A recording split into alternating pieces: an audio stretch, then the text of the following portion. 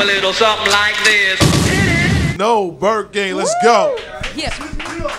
Yes, sir. What's going on, man? Yeah. Yep. Yes, sir. Oh, yeah, bring the cigar, kid. Testing, 1, 2, 3. Man, the cigar got some bling on it. What's going on with that, man? It's Never a saw nothing like cigar ring, man. My own personal line of cigars, you know. Oh, that's crazy. Yeah. Where did that come from? Well, I always had a passion for who do I face? You or the camera? Everybody, it's everywhere. What up, people? It's your boys, the Baltimore banger, NOE. Know the name, know the difference. I always had a passion for cigars for the last, really about 8 years. But you know, Wow. since I was a kid, you know, my grandpops and you know all the old OGs. You know, Yeah. So what's been going on with the Byrdgang? The Byrdgang, we still form like Voltron, you know what I'm saying, when it's time to form. We all just doing our own thing right now. We're about to do another Byrdgang album. For sure. We just came together for this new Jim Jones mixtape, The Ghost of Rich Porter, so we all over that. Yeah.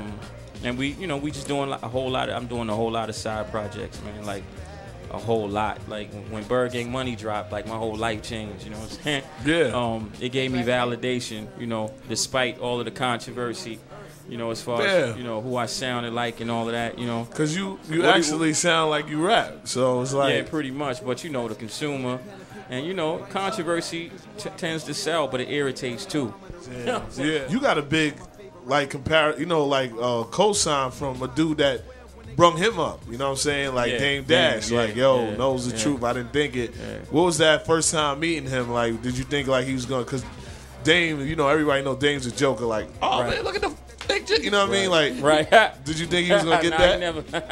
I was always a little bit too broad for that. You know what I'm saying? It was never, Dame is outspoken. But the respect from day one. You know, I met Dame January 26th of 2004. Wow.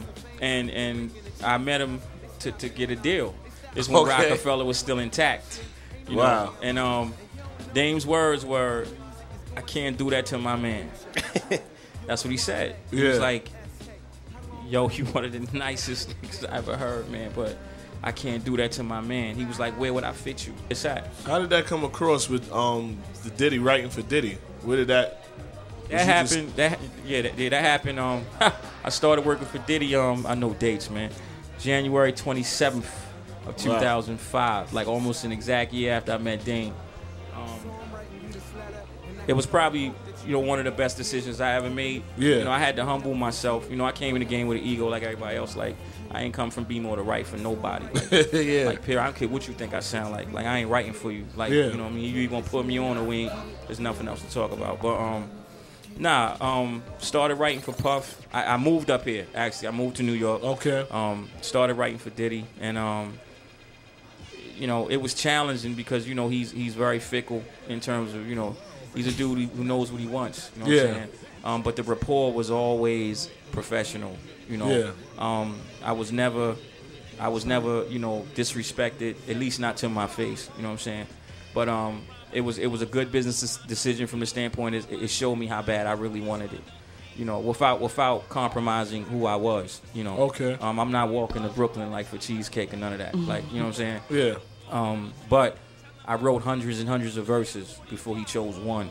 You know what I'm saying? And at the time, financially, you know, I left the game. I wasn't in the street. No money coming in. I'm here. This is what I want to do. So I was sleeping on trains and the whole nine. Wow. You know what I'm saying? I was living off $2 a day.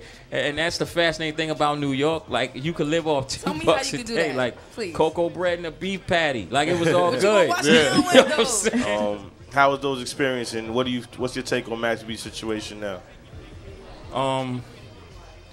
My take on the Max B situation is simple. It's I just think we as young, you know, African males, I just think when it comes to business, I just don't think we respect the infrastructure and how business is to be handled. And conflict resolution is something that we just simply suck at.